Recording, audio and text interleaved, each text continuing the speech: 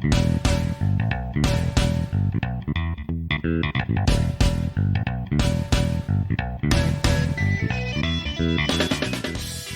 everyone, and welcome to the Goods, a film podcast. This is Brian on the mic, and I'm joined by Dan. Hey, Brian. How's it going?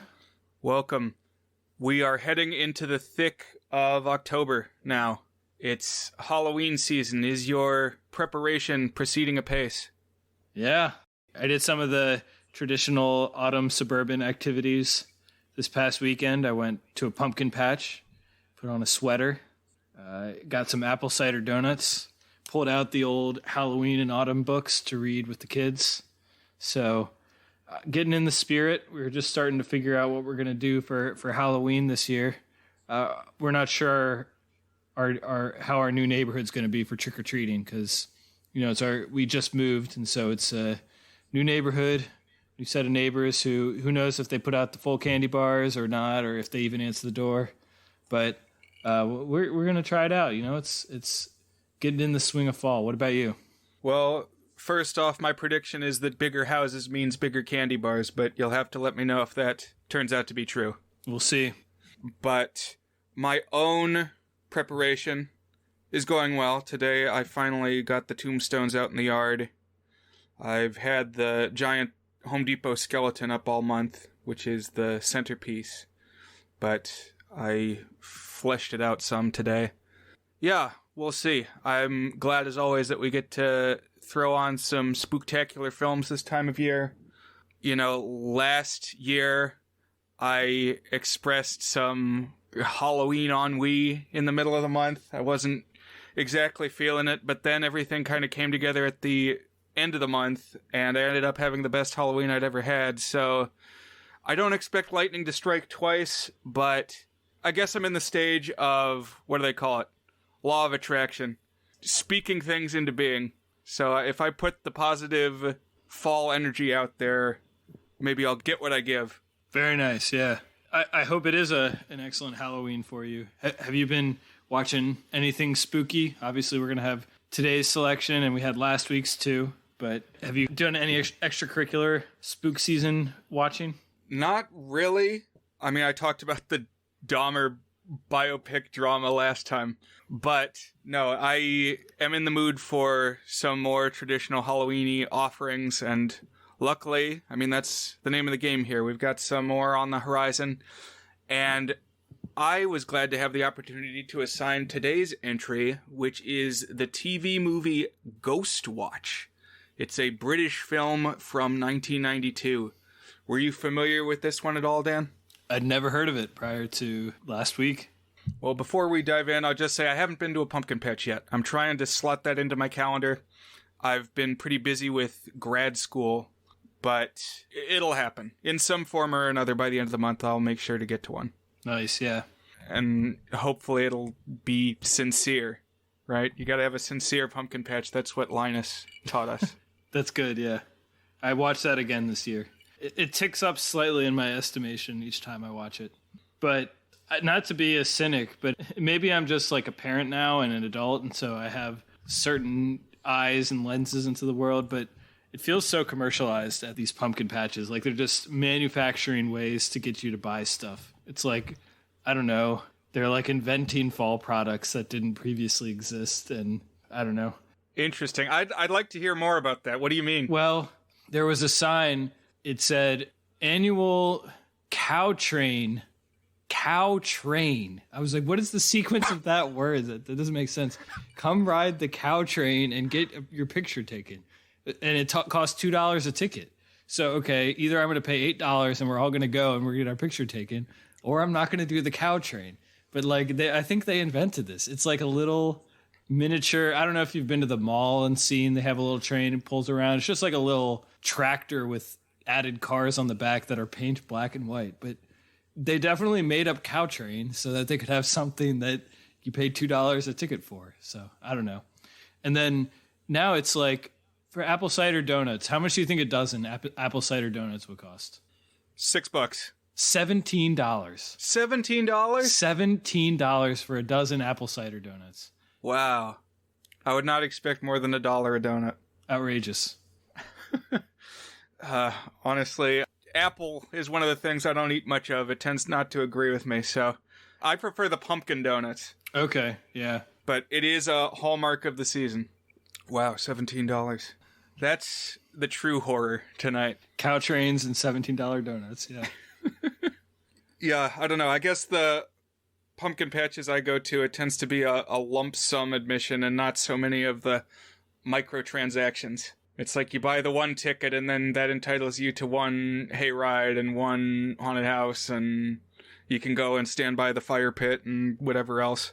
Yeah, we opted for the pumpkin patch that was like, I think it was less than $10 a ticket to get in. So for 4 of us, that's pretty reasonable for day's activity. But then basically all it does is it gets you in and like lets you play on the playgrounds and stuff that are there. You had to pay for the pumpkins. Like I know some of them you get one free pumpkin with admission. You had to pay for every single bit of food. And some of the rides were free, but some were not. Some you had to pay a little bit extra for. So I guess that's like if you have a farm out there, this is a big moneymaker thing, so you put your all into it. Right. I see. We'll definitely have more pumpkin patch discussion as the month unfolds. But for right now, let's talk about the movie. We're a film podcast after all, and it's Ghostwatch night. Now, this was a TV movie that was aired once on the BBC, so it's a British film. I think we've had a couple British movies so far, Dan. Is that right? Does that track? Definitely, yeah. We had A Night to Remember, the Titanic movie. I feel like we had one recently, didn't we? Oh, we had Bedazzled not too long ago. Oh, sure enough. Yeah. Well, you could call this a fright to remember. Oh, I love it. But this was on Halloween night, 1992, and it's a pseudo-documentary. That's what Wikipedia calls it. It's sort of a mockumentary, except it's not funny. It's a horror film. So you could also maybe call it our first found footage horror film that we've covered. Have you watched much found footage, Dan? A little bit, not all that much. I definitely want to catch up with a couple more of them. A couple people I follow are fond of them. I would say this is found footage. To me, found footage should be not strictly a mechanism where footage has been found. Like anything that is sort of the spooky mockumentary to me. Although I think it goes further than that too. Because there's some mockumentaries that to me are found footage, like not in the horror realm. Like there's something a little bit more to it. So like, what's your definition of found footage? Yeah, I am in favor of counting this as found footage. But, I mean, you could think that is a more specific description. Lots of found footage movies is like something happened that caused the footage to no longer be in the possession of the filmmakers, often because they died. Mm-hmm. And it was like collected and reviewed subsequent to some disaster. Like in Cloverfield, I think maybe some of them survived, but like the government took possession of the film and now it's like in an archive or something. Something that makes this different also is I think of found footage as being found after the fact, and this is supposedly live. It's supposedly going out live. But now that you say that, I think that is a trademark of found footage as opposed to mockumentary. So like mockumentary could be a look back on something, but found footage needs to be like capturing what is happening in the moment. And at least for horror, that's where the scares come in, because it's like it's putting you in the shoes of the characters of the film, the people who are doing the filming. Right. But also, yeah, found footage is just a useful term for these kind of faux reality films that lean into horror. Like, when you say mockumentary, you probably think it's going to be funny, like Spinal Tap or even The Office or something. Then, like, you could even have a fake documentary like Exit Through the Gift Shop or F for Fake that we talked about, where it's not really funny, but it's not a horror film either. So I think found footage successfully puts us in that camp, if we use that term.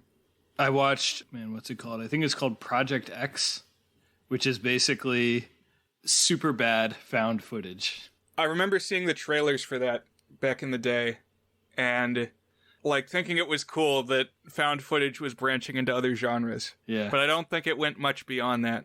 The only other one I saw was actually a post-pandemic movie, a Zoom found footage type thing, except it was like a dramedy. It wasn't a horror. I know that they've done those types of things with horror too. Oh, right. The one I saw was called Language Lessons, and it was directed by Natalie Morales, who plays Tom's girlfriend in Parks and Rec, and she's co-stars in it too. Interesting. I know one of the unfriended sequels took place all in something like Zoom. And we're definitely going to be talking about using technological media in your horror film tonight, and like how tech evolves over the years. I wanted to talk a little bit more about found footage horror. Now, I didn't do an exhaustive deep dive. This is not a roots of animation history lesson, but just a few important early found footage horror films that I have seen and can comment on. One of the first, arguably the first, is Cannibal Holocaust, which was made in 1980. You probably have not seen Cannibal Holocaust, Dan. Is that accurate? Yeah, I have not seen it, but its reputation precedes it. Yeah, it's grody, it's gross. But it does have this framing device where the filmmakers went into the jungle and suffered this terrible fate, and then their footage was recovered. And wild that it was this early in 1980, and then it doesn't really seem like anybody touched the format for a while after that. But then the big one, the elephant in the room, is the Blair Witch Project from 1998. And that's the one that really put this idea of found footage in everybody's mind, on everybody's radar, with the campers going into the woods and getting witched. Yeah, I really like Blair Witch. I think it's really good execution of its premise, and it really was novel at the time. I saw it once when I was like in middle school or high school, and it scared me shitless. And then I saw it again in college and was better able to like appreciate it. But have you seen Blair Witch?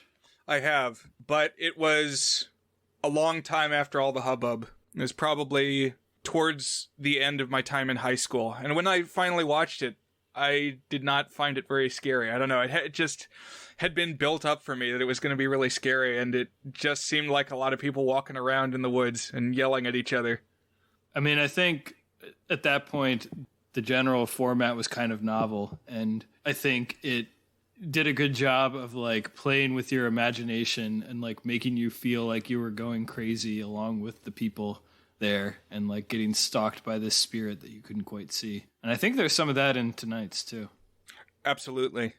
But yeah, it's kind of funny, and to be cynical once again, I don't think it's controversial to claim that the found footage wave got some big support from Hollywood because of how cheap it is to make. It's like literally you just take a camcorder and walk around and you've made your movie that can make 9 figures at the box office. Yeah, I've often heard it claimed that Blair Witch Project remains the most profitable film ever made because it was so cheap and it blew up so big.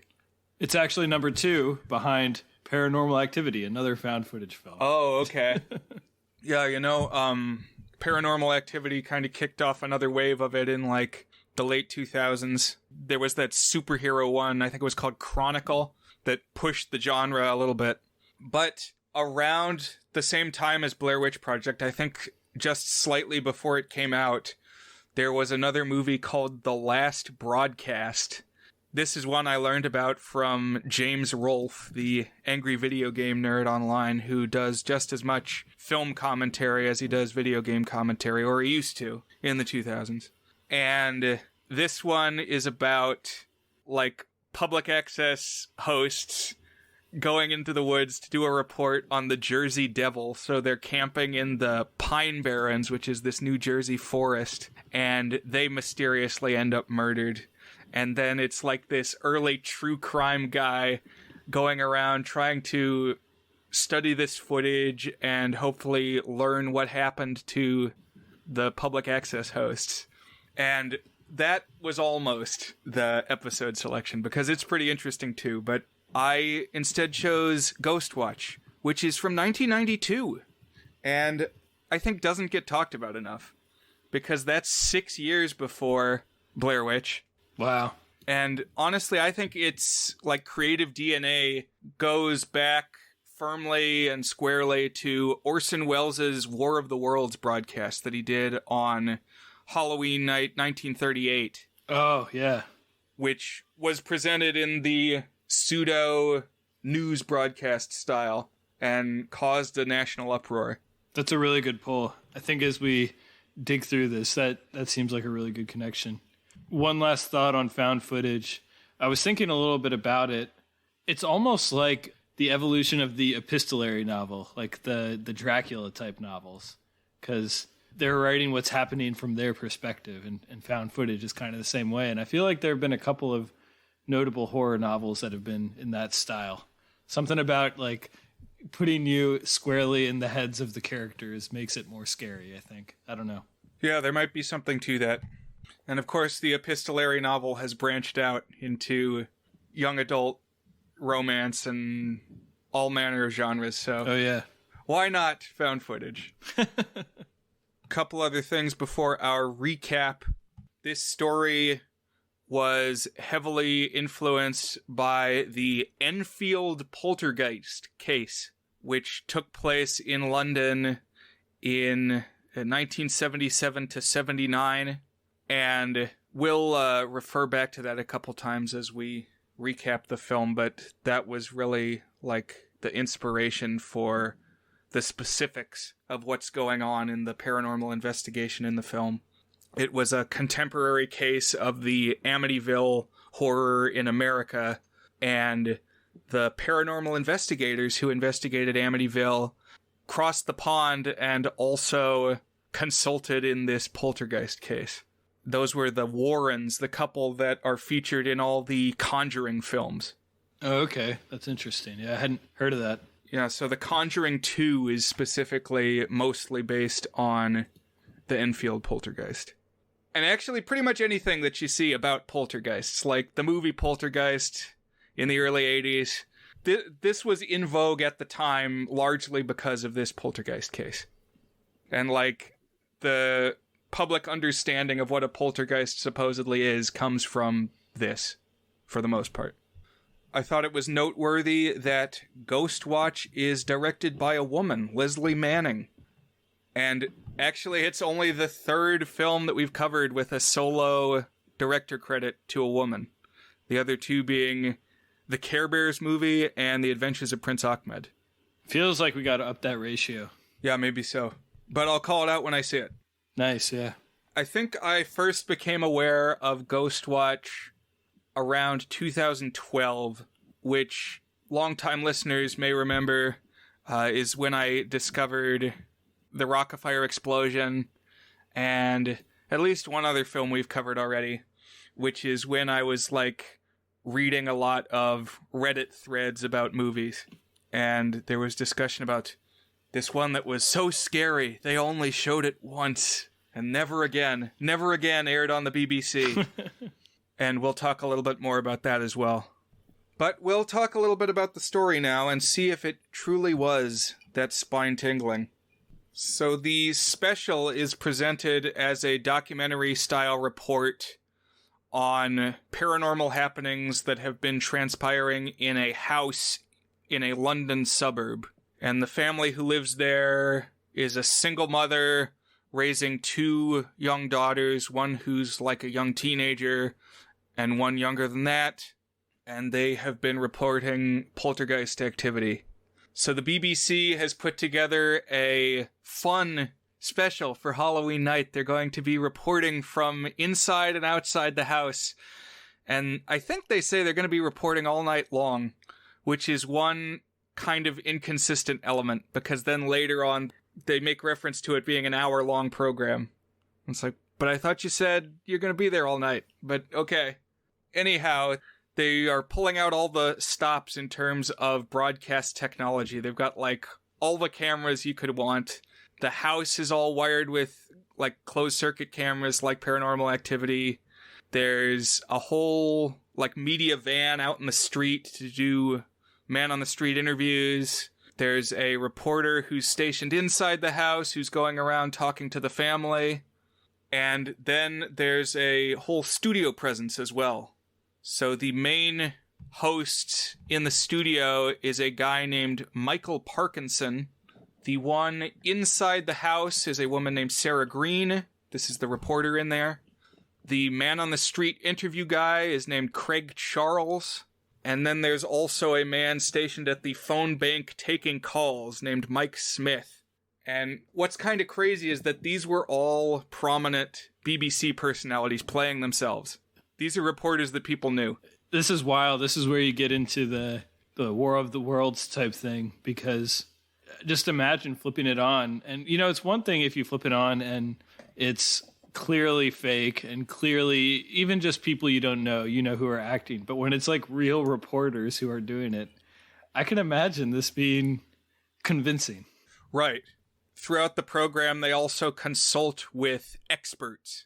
Now, they've got one main expert on the supernatural named Dr. Lynn Pascoe, and she has been investigating the family, she says, for 8 months, covering what's been going on at the house, and it seems like she was influential in setting up this broadcast.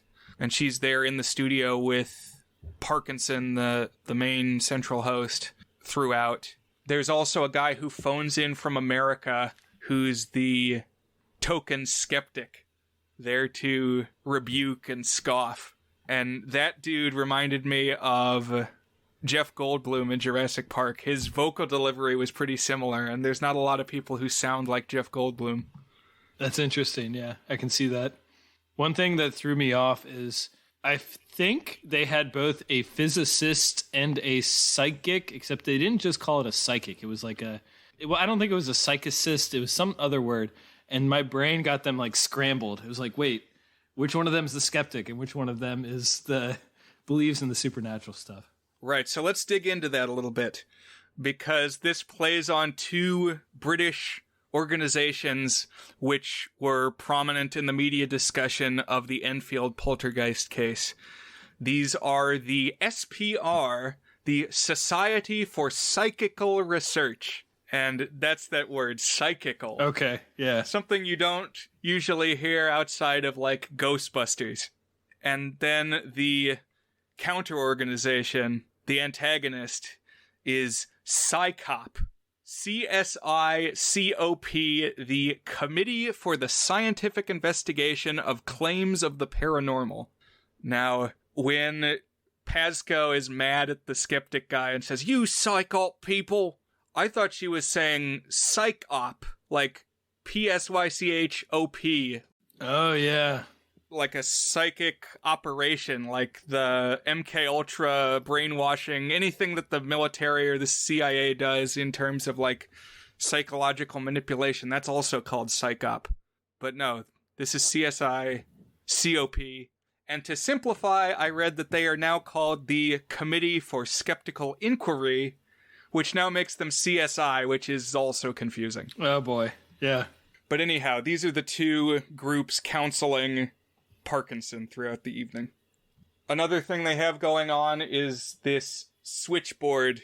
We're here to take your calls, and they request that people call in and describe their own ghostly experiences that they've had in their lives.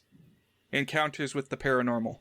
So I think I'll throw in here that there's a documentary that was made in 2012 of the making of and reaction to this.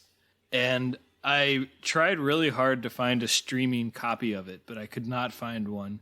And a DVD that I bought by the time I was looking at it would not have made it in time.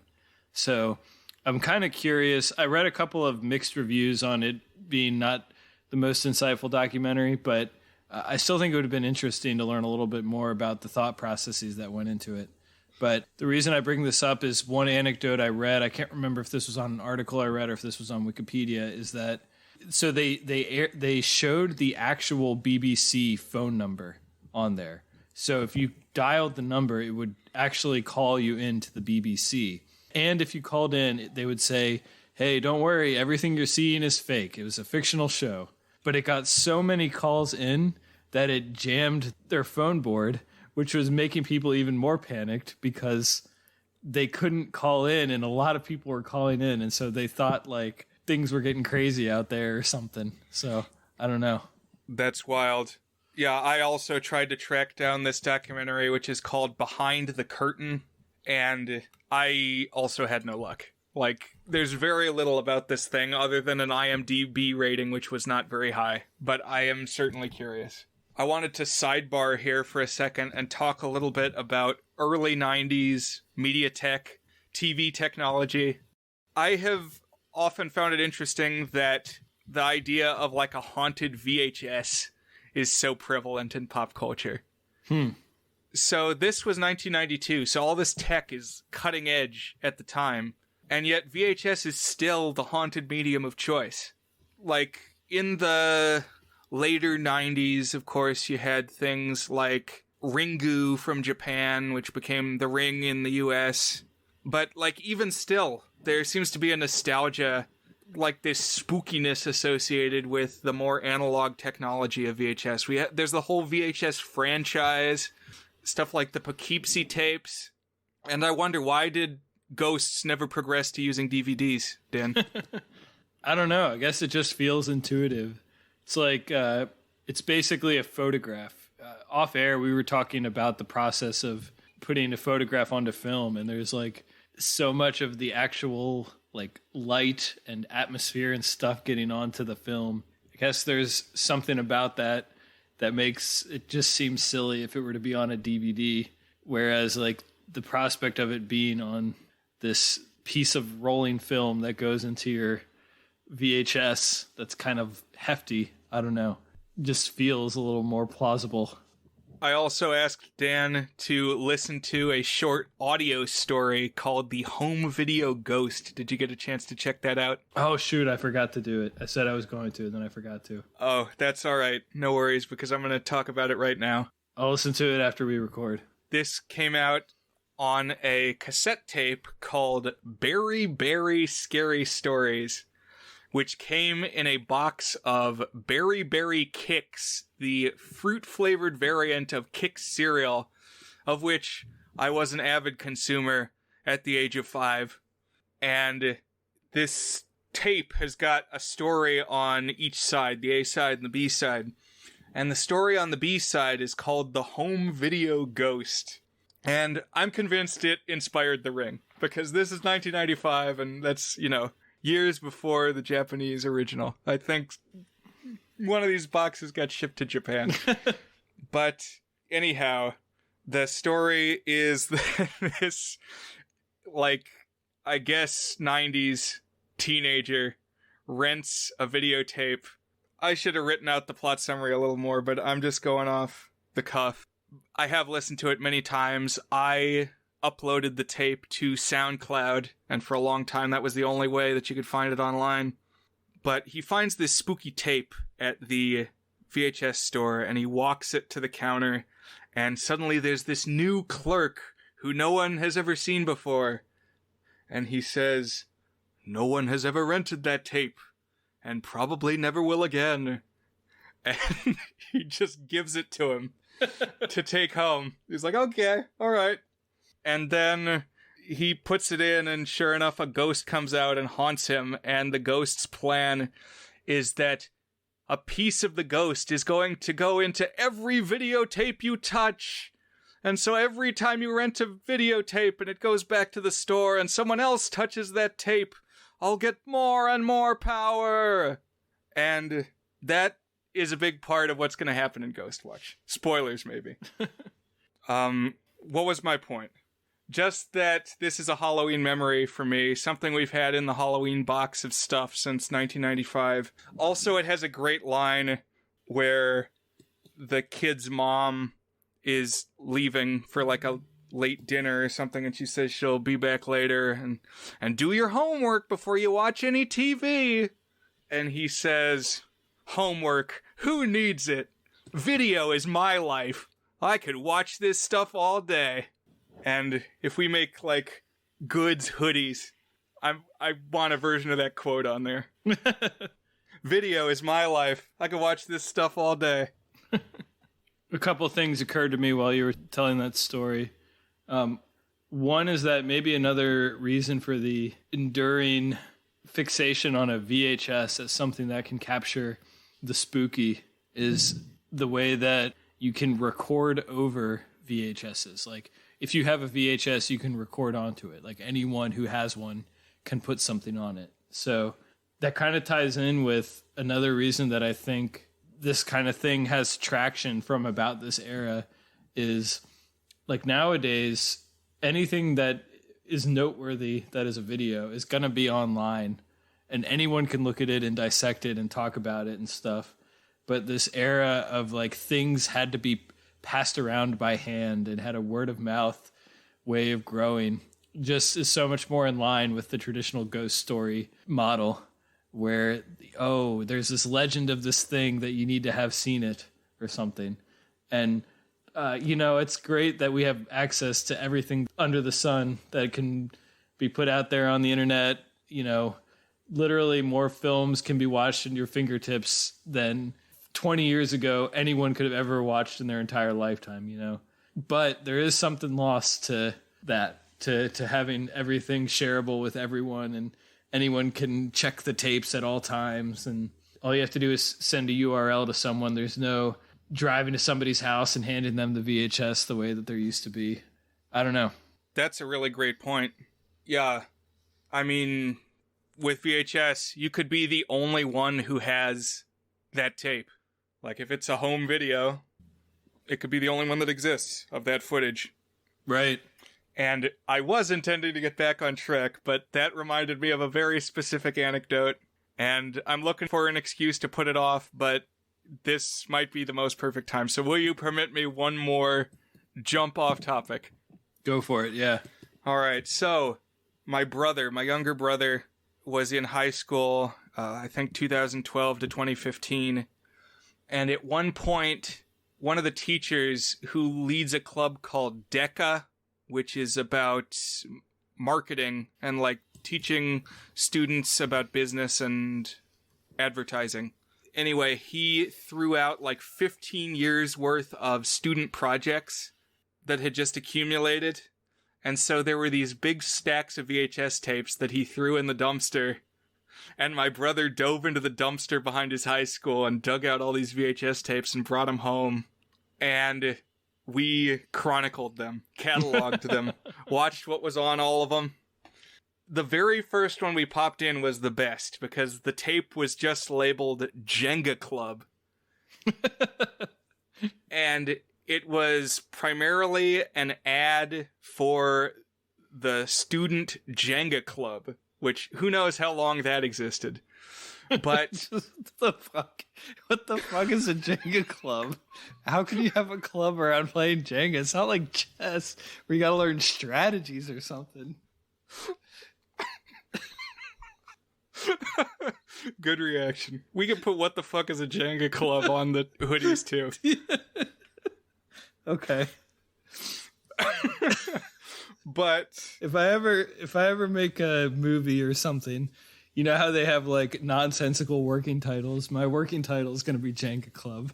But what is wild and what made this tape better than the others is it was clear this tape had been used by like maybe the parents first and then the older sibling and then the younger sibling, because in between the takes for the Jenga Club ad, there was random shots like fading in and out through the static of this dude walking around like a food lion and trying to talk to people and get them to support him for, I think it's student treasurer.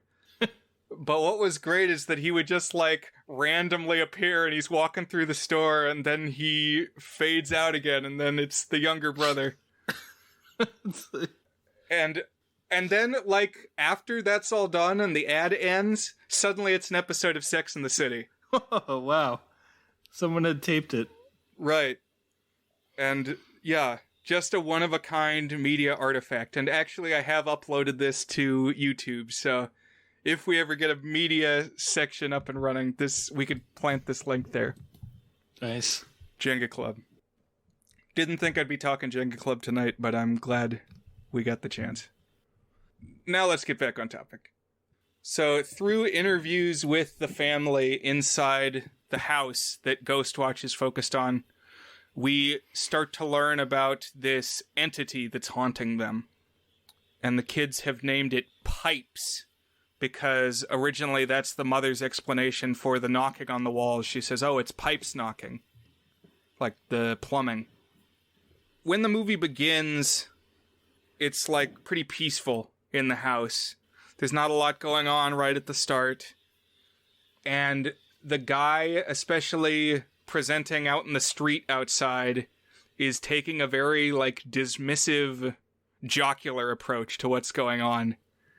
Like, even when he's talking to the family, which seems pretty offensive to me. Yeah, it's interesting. It kind of simulates the experience of being gaslit to some extent. It's like, I don't know, I thought this was kind of interesting. Like, it wasn't really scary at this point at all, because that's kind of the point, is like, nobody believes it's real. But the fact that these characters so steadfastly believed it was real, but like all these experts, quote unquote, and personalities and stuff are just treating it as one big joke. Like, of course you're crazy. Of course there's not ghosts. It's like, okay, this is kind of interesting. Like the way that it shows their ideas. And I suspected there would be at some point some vindication for the people who believe there were ghosts, of like being told that you're just totally wrong and off the deep end for thinking this thing is possibly true, when you know in your heart it is true. Yeah. And it's kind of the idea that even something traumatizing can make a soundbite a pop culture commodity. Mm-hmm. Like, this is just going to be fun for the spectators to watch these crazy people who say there's a ghost. And this dude who is taking the most dismissive view of it, who's on the scene, is named Craig Charles. And early in the film, he does this fake-out jump scare where he jumps out of a cabinet wearing a werewolf mask. And the kids laugh at it and say they were in on it, which, I don't know, I found a little out of character. I guess it's good that they can still make light of their situation, but it felt a little weird. There's discussion in the studio that the poltergeist seems to be most active when the elder daughter, whose name is Suzanne, is in an emotional state. And there's talk about how poltergeists tend to like latch on to or be manifestations of a teenager's pent-up angst, which was definitely a topic of discussion in the Enfield case. And I haven't actually seen the Spielberg movie Poltergeist, but I think there's some of that. Yeah, I kept wondering if, to what extent the existence of a ghost here would serve some thematic purpose. And this was definitely hinting that it was going to go down that route in a way that I don't think it really like dug too deep into that. But I wondered if that was like a reference to something. So it's interesting to know it was connected to that, that actual poltergeist case. Yeah, so it's kind of like that's the textbook poltergeist, and so that's the example the experts are pointing to, saying, well, it could be associated with the teenage daughter, and then, you know, the counterpoint to that is, well, maybe she's the one faking it, and that's why. And actually, as it goes along, we do see the older daughter faking something, banging on the plumbing, which apparently is something that actually happened in the Enfield case. But Pascoe says, but all the other stuff, all the other things that happened, how can you deny those?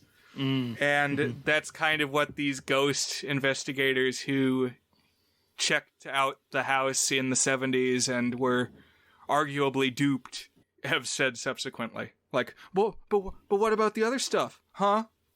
And some of the things that Pascoe cites, because we see like some of her research tapes, she like put the older daughter in a sensory deprivation tank thing with her, you know, her eyes and her ears covered, and then like hypnotized her or something to get her subconscious mind unfiltered, and started talking with this ghost voice that's coming out of the daughter. Like, I think they even say that like she's got cotton balls in her mouth or something, or she's got her lips taped shut, and still this spooky voice is coming out.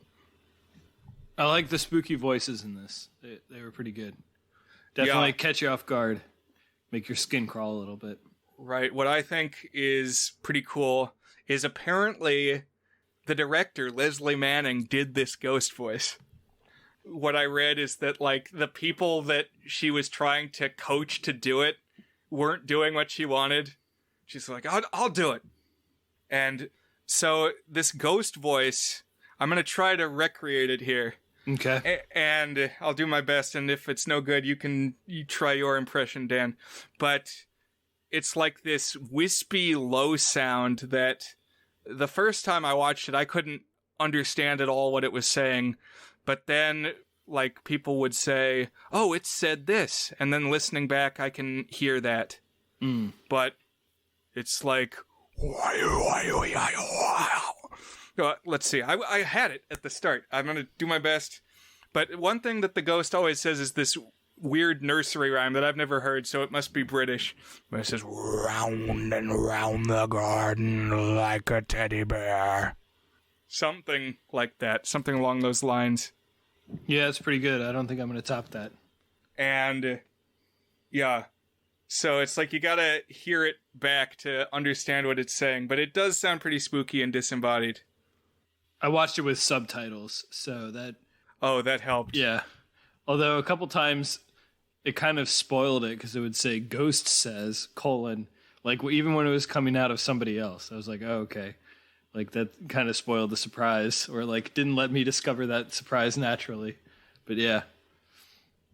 And yes, over the course of the hour, it becomes more and more clear that the ghost is actually not fake. There is really ghost stuff going on, because the manifestations of the ghost become more and more present, violent, vindictive, and the family and the researchers gradually piece together more information about the history of this ghost that they call Pipes. And it turns out that it's kind of years and years of amalgamated negative spiritual energy that have all kind of coagulated around this one location, and that over the decades it has kind of possessed multiple people. And I think Pasco says something about onion skin, that Shrek style, there's layers here. Like each successively possessed person becomes an element of the makeup of this entity. Yeah, this was kind of confusing to me because I mistook it as people giving false stories for what the ghost was, and we were going to learn what it was at the end. But finally, yeah, it became clear that all these speculations we were hearing about, well, I heard so-and-so died in this spot, were like supposed to together make up the Pipes or whatever, Pipes. Right. Yeah, it's like all the stories that we're hearing are true. Because what it looks like, and we do catch glimpses of it, like Tyler Durden style, or more like the spooky face in The Exorcist that gets like flashed, is it takes the form of a child molester named Raymond Tunstall, who lived in the 60s, and who was apparently possessed by an earlier ghost who was in the form of a Victorian-era female, what they call a baby farmer, like a wet nurse. Somebody who would take money to care for children, but apparently she was disposing of some of her charges, murdering babies. And I think there is a historical case that this also is drawing on. Some Victorian-era serial killer of infants. Right, but just to clarify, I think both of the characters you described are fictional characters. Like, not real cases of... Right. Yeah. Yes. But obviously it's all in this metafictional presentation, so who's to say what's real? But yes, as far as I know, these specific people making up the ghost did not live in the reality that we know. Right. But because the man was possessed by the woman, the ghost is the dude wearing a dress, And also, he killed himself in the 60s in a locked room, and he had a dozen pet cats. And after his death, the cats ate him. And so his ghost is this dude in a dress that has been half eaten by cats. So that's the visual for you. We never see him very squarely on, but there's lots of blink and you'll miss it moments that people can dissect now that it's up on YouTube, but it would have been pretty interesting when it was on TV only once. Like, I mean, can you think when there was no, like, home video release of this and just the one broadcast? I think that would have been kind of crazy, talking about, like, what everybody's individual experience of it was. Did you see this? Did you see that? Well, what did you see? Yeah, that kind of ties in with what we were talking about earlier about the VHS era, when things were not immediately accessible to everybody, and you had to rely on... Did you see that episode last night? Oh, well, now you're not going to see it for 5 years until it's in reruns. You know, there was no, like, streaming playback or whatever. But yeah, I think I agree, especially this one where we see it, like, there's one time where the movie, if you call it a movie, the whatever this is, does like a dark filter so you see the shape of the man moving around.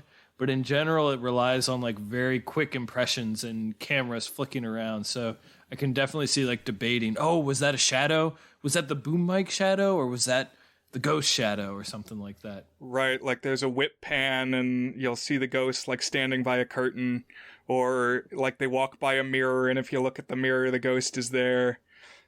Yeah, there's like 12 or so of these appearances. Actually, early in the movie, like the very first thing that we see is this clip from one of the like closed circuit cameras they set up in the girl's bedroom, and they play that at the start of the show, and you don't see anything. Like there's nothing there. But then one of the call-in calls, somebody says, "I think I saw a figure in that clip that you showed at the beginning of the show." And then they play it back, and suddenly now there is somebody standing there in the corner. And then, like, the hosts are arguing, well, I think I did see something. Well, I don't know, play it again. And then they play it again, and again, there's nobody there. And so just they're really milking this sense of, like, your eyes are fooling you. Right. But as the film goes along, the manifestations build and build. Things get crazier and crazier until this host that is there in the house, who is this woman named Sarah Green, who hosted a children's show, apparently, in England at the time. So something you gotta understand is that, I guess, where the 60s dude killed himself was in this cabinet under the stairs. I'm not sure if it's a full basement or not. I used to think it was a full basement, but then it might just be like a Harry Potter cupboard. I couldn't really tell. But anyway, it's under the stairs, and the family has blocked it off. And for reasons I don't understand, the film crew is like, wow, all the ghost sounds are coming from behind this door that the family has boarded over. So get the pry bar. It's like, do you not believe at this point? It's like, I mean, there's like the howling of 20 ghostly cats and like mirrors being flung from the walls. But okay, sure, pry off the boards keeping him in the basement. Anyway, that's what they do. They open it up, and the door swings open of its own accord. And in pretty short order, I think a little more happens, but like the lights go out, and they have this infrared camera that they get to show off for a little bit. But yeah, the basement door is open, and Sarah Green wanders over there, and the ghost yanks her through, and the door slams shut, and the feed from the house is lost. Yeah, it happens quickly. One thing you sort of skipped over, Brian, that we don't need to dwell too much on, it's, you know, Britishisms and Americanisms.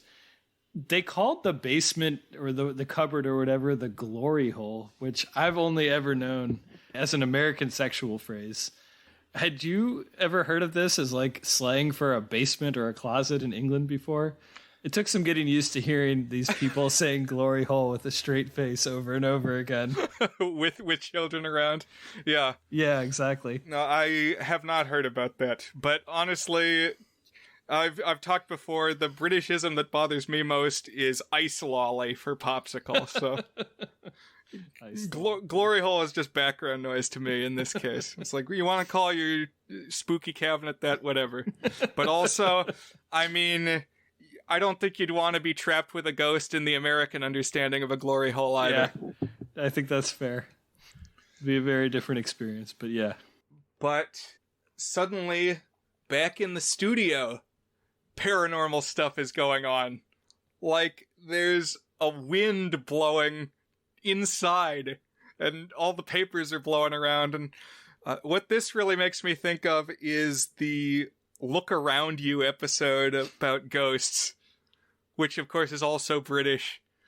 But yeah, stuff's blowing around and the lights are going crazy. It's also kind of like the end of Raiders of the Lost Ark, when all the ghosts are flying around and messing with the Nazis' film equipment. Mm-hmm.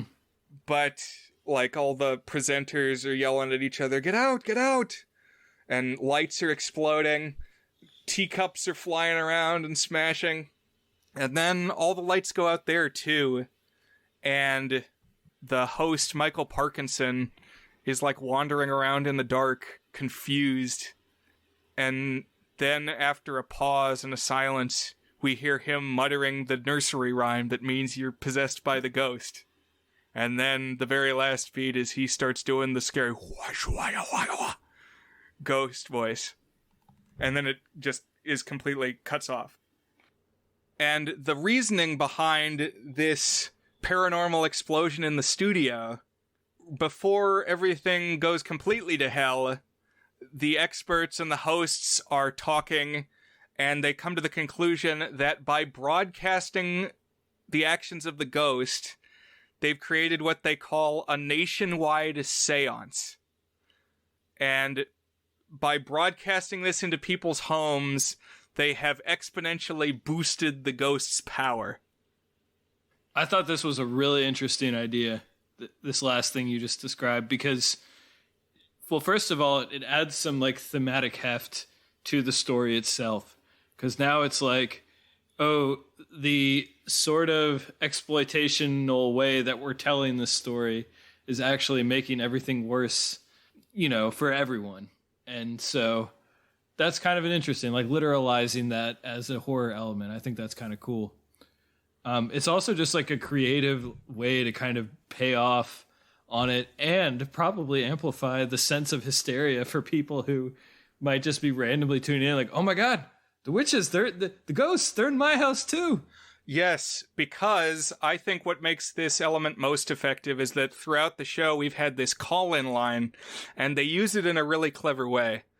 Because remember they said, call us and describe your paranormal experiences.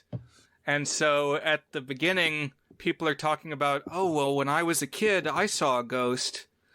And it's all past tense stuff. But then as the film goes along, people are calling in and their anecdotes shift to the present tense.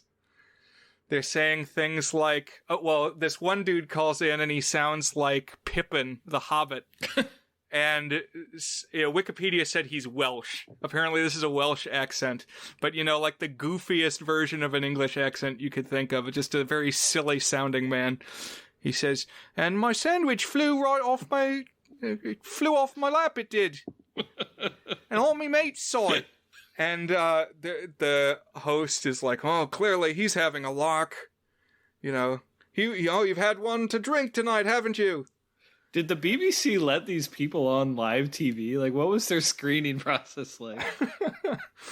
But anyway, then later on, you know, somebody calls in and says, our glass table just exploded and shredded my husband's face and hands, and he's off at the hospital. And my kids are glued to the screen. I can't pull them away. And so it's all about this broadcast that's taking place. Basically, not only are these paranormal happenings taking place during the broadcast, but we find out by the end that they are taking place because of the broadcast. And we don't maybe fully put those pieces together. Until this revelation at the end that what's been going on is this seance boosting the influence of the ghost. But yeah, apparently that is what's happening. Not only has he haunted his original house and the broadcasting studio, he's also hosted all these other houses, and presumably yours too, because you're watching the show. Yeah, kind of like The Ring in that regard. By watching it, you become a part of it. Are you familiar with the podcast that ran, man, I don't even know when it ran. I would guess in like the mid to late 2010s, called The Message? No. Tell us about it. Yeah. So it's really interesting. It's a fictional podcast, but it's kind of like this presented as non-fictional.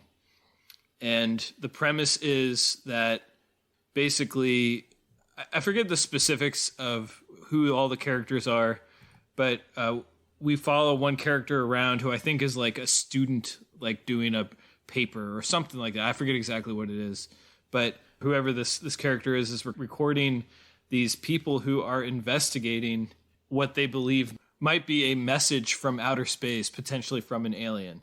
And so it's like a podcast. It's something like 6 or 8 episodes, and kind of shows them trying to understand it. And kind of like The Ring, once you've heard this transmission, then strange things start happening to you.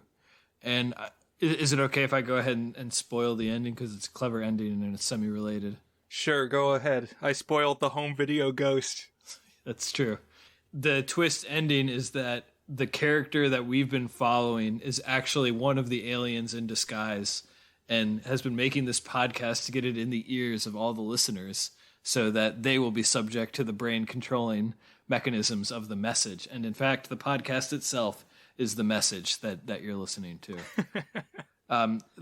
It might not be like the entire podcast. It might just be like one segment of it that they play, but I thought that was a pretty clever twist. And it also kind of like really plays up the format itself, much in the same way like the Ghostwatch takes advantage of simulating the newscast format, documentary format. That really played up the fact that it was a podcast and the way that people consumed it to like increase its impact. It's pretty interesting. I like that.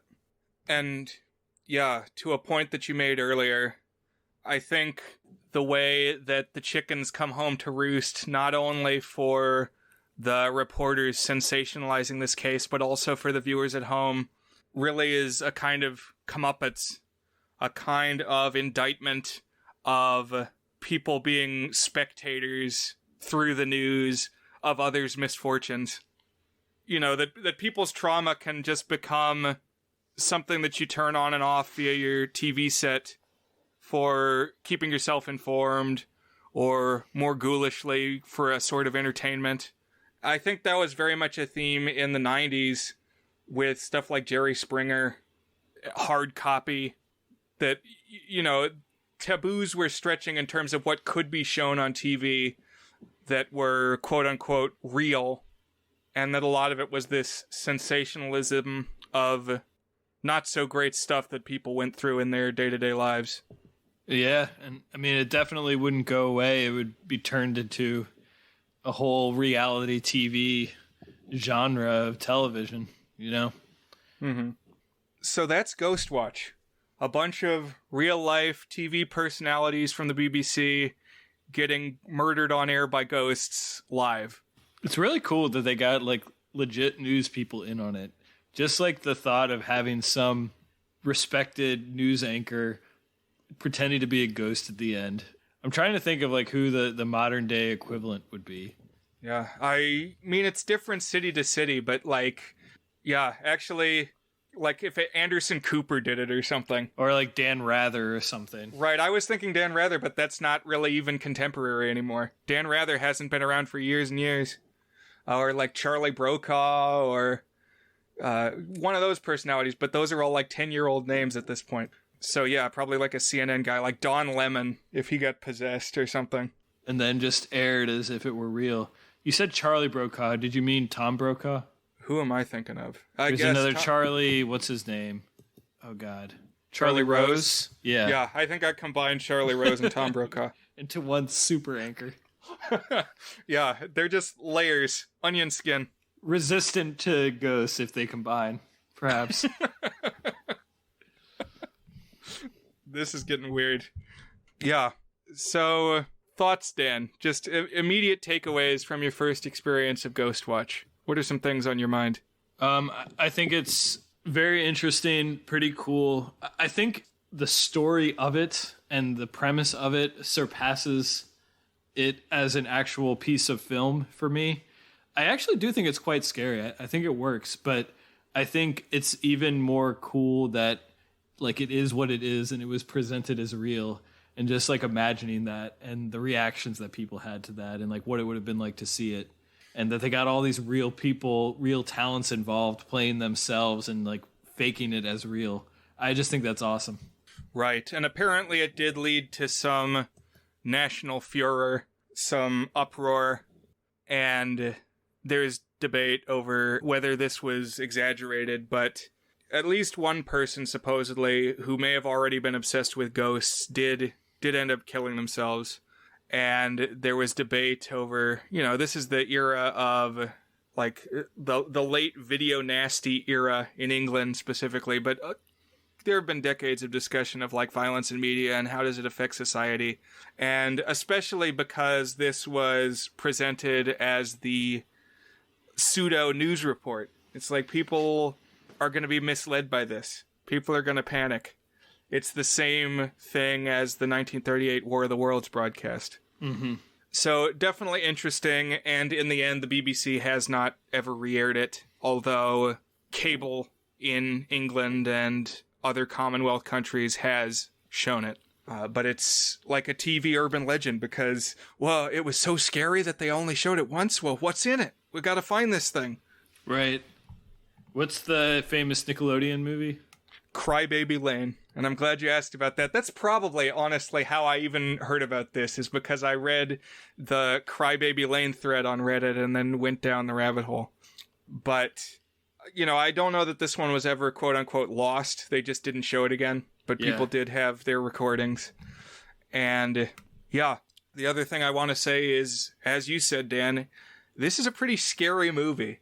Like, the first time I watched it, as I was watching it, it didn't bother me that much. But then, like, when I went to bed, I realized that I had to have the light on a little longer. And it's like, I'm actually kind of scared of the corners of the room now. Like, it lingered with me for a while, and even just, like, watching it yesterday, I had to wait a while before I went to sleep. It's like, this is a creepy one. It will have you, like, looking out of the corner of your eye and having the hair on your neck rise up, and you're just a little extra cautious every time you turn a corner or look in a mirror or something. Yeah, I think the immersion of found footage in particular does that.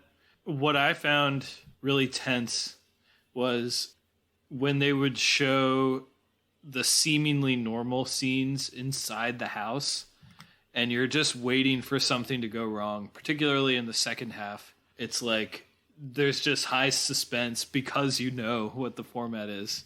And then I think it's also enhanced by the limitations of the technology, or at least like the way the technology is depicted. Like, you have one person's camera, and if the camera gets knocked over or it's not pointed the right way, then just like the unknown of what you might not be seeing, especially because it's like a pretty small set and you can very much imagine every piece of it. It's like you feel like you're in there, and just like this one camera floating around. Oh, and it also has like a couple of security camera type footage things it can add in there. And yeah, it's creepy and suspenseful. Yeah, I'm glad you brought our attention back to the technology, because not only do I really like this 90s house, it's almost like the Full House or something. I don't know, just an early 90s interior of a home.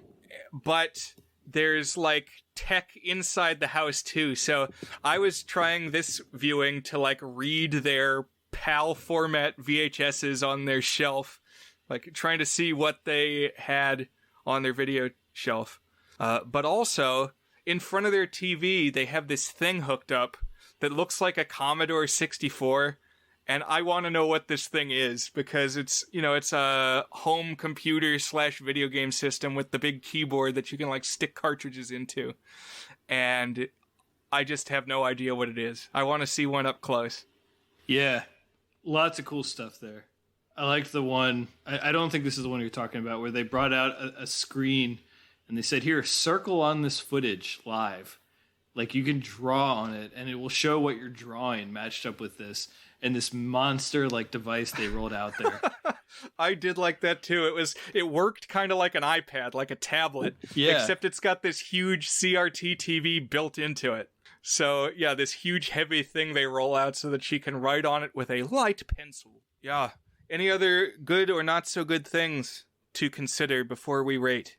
One thing I struggled with is that it doesn't really get scary until, like, halfway through. So you have to kind of be content with, like, the laying of the groundwork and the almost like the themes that they're laying out of, like, skepticism versus belief, and just lots of people saying, is it going to be real? Oh, it's nothing going to be real. This is all so goofy.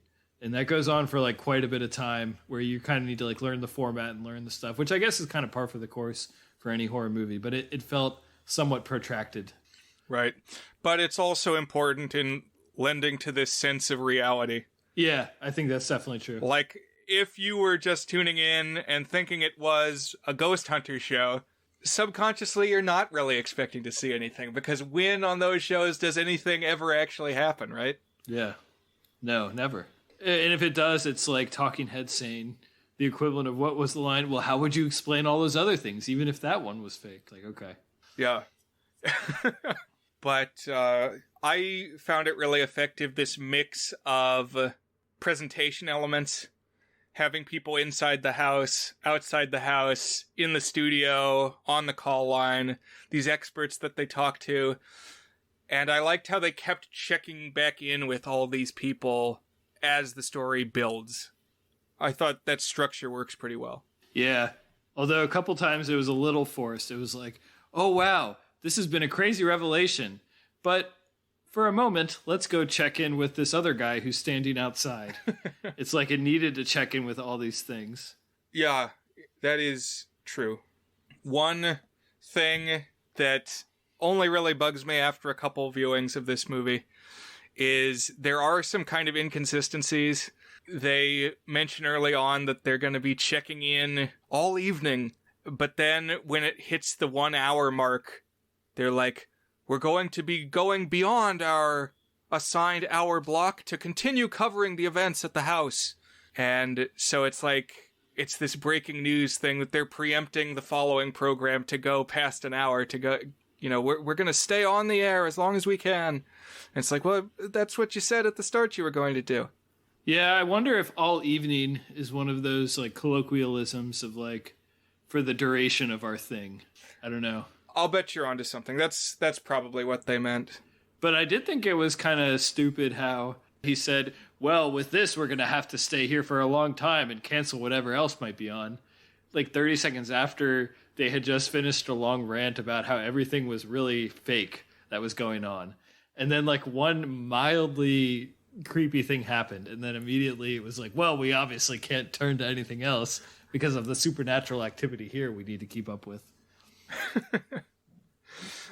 The other thing that bugged me is that for most of the movie, the mom of the family comes out into the street and is sitting in the media van, and that's where she's reporting from, which is totally ridiculous to me.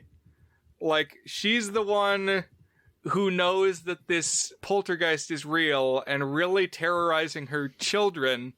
And yeah, okay, I'll come sit outside separate from the kids as they're being tortured by a ghost. That's fine. Whatever the BBC needs me to do, that's what I'll do.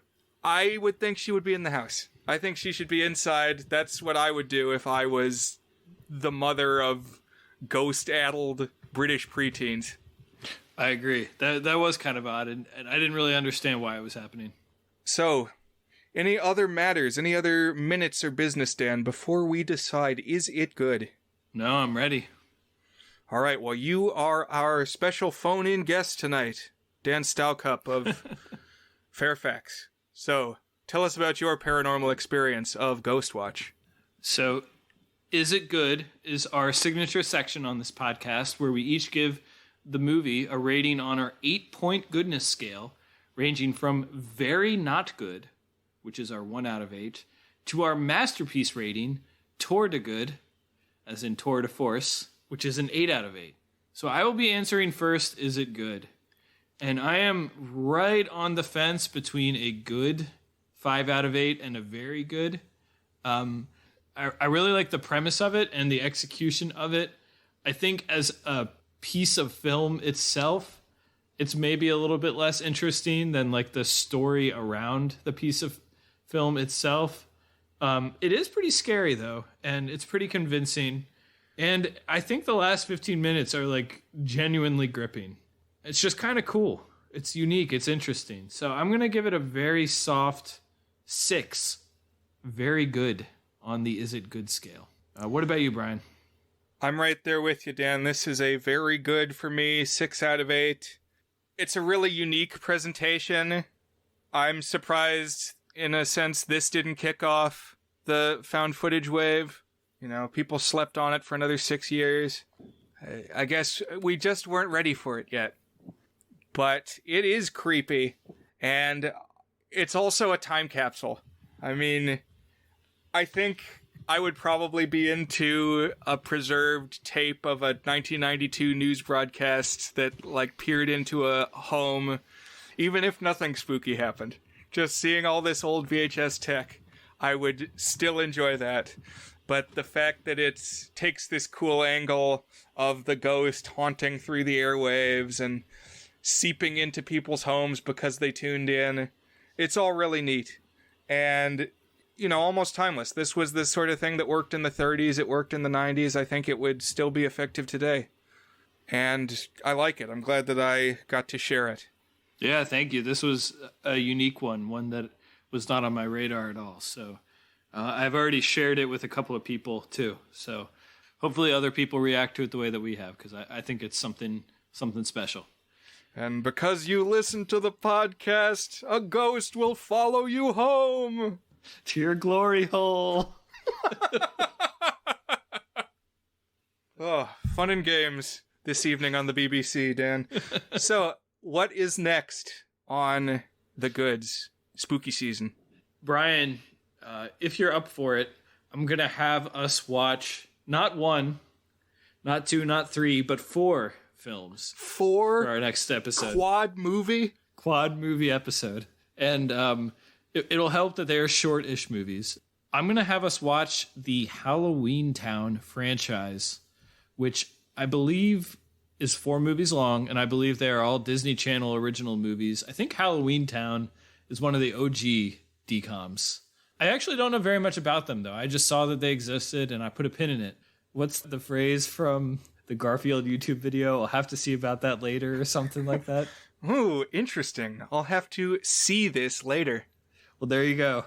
That's exactly what I did here, because I kind of want to know what is the, to my knowledge, only 4 movie franchise in DCOM history, and it's spooky themed. Well, now I'm curious. So that's what we'll be watching and we'll be discussing. I'll try to come up with a way to keep those recaps fairly brisk when we talk about it. But Halloween Town and its 3 sequels.